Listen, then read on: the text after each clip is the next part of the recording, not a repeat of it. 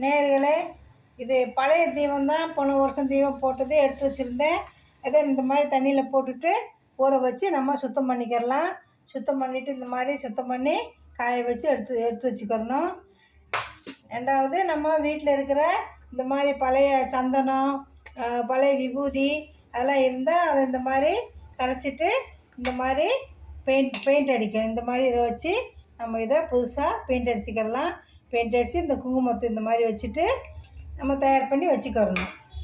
வச்சுட்டு இது திரி நமக்கு அந்த உருண்டை தாடி கிடைக்கும், கடையிலே கிடைக்கும். அப்படி கிடைக்கலைன்னா இதையே இந்த மாதிரி 2 திரி எடுத்துகிட்டு இந்த மாதிரி 2 தடவை 3 தடவை இப்படி சுற்றிடுங்க. இப்படி சுற்றிட்டு இந்த மாதிரி சுற்றிடணும். நல்லா இப்படி 2 தடவை 3 தடவை சுற்றிட்டு எல்லாத்தையும் ஒரு இடத்துல சேர்த்து இந்த மாதிரி பிடிச்சி இந்த மாதிரி சுற்றிட்டு இதுலேயும் நல்லா இதையும் இந்த நடுவில் வச்சுட்டு இந்த மாதிரி தயார் பண்ணிக்கிறணும்.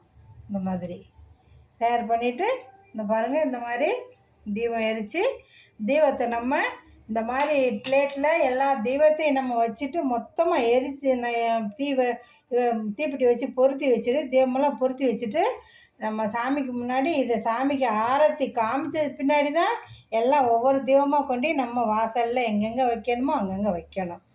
இதுதான் திருக்கார்த்திகையோட கார்த்திகை மாதத்தில் வர்ற கார்த்திகை நட்சத்திரத்தில் வளர்பிற கார்த்திகை நட்சத்திரத்தில் வர்ற திருக்கார்த்திகைக்கு நம்ம இந்த மாதிரி தீபம் போடுறது. இது நாங்கள் வீட்டில் வருஷத்துக்கு 2 வட்டம் அந்த தீபம் போடுவோம். தீபாவளியில் இந்த மாதிரி தீபம் போடுவோம். இது தீபாவளியில் போட்டது தான் எடுத்து சுத்தம் பண்ணி இந்த மாதிரி வச்சுருக்கேன். நீங்களும் இந்த மாதிரி வீட்டில் இருக்கிறத இந்த மாதிரி சுத்தம் பண்ணி நல்லா குங்குமம் வச்சு நீங்களும் திருக்கார்த்திகைக்கு தீபம் ஏற்றி சந்தோஷமாக கொண்டாடுங்க.